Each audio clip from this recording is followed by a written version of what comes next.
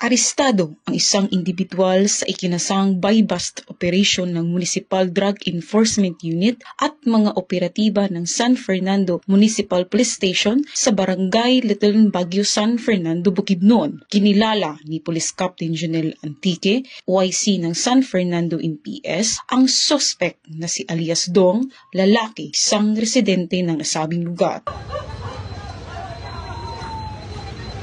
Sa ikinasang operasyon ng mga operatiba ay nakumpiska ang pakete ng hinihinalang shabu, isang 500 peso bill na ginamit bilang buy-bust money at iba pang mga non-drug items. Nahaharap ang suspect sa kasong paglabag ng RA 9165 o Comprehensive Dangerous Drugs Act of 2002. Mula dito sa Camp Capistrano, Busa, Cagayan de Oro City, ako ang inyong PNN correspondent, Patrolwoman Sarabemba Tumalaki, alagad ng batas, taga-taguyod ng Balitang Pulis.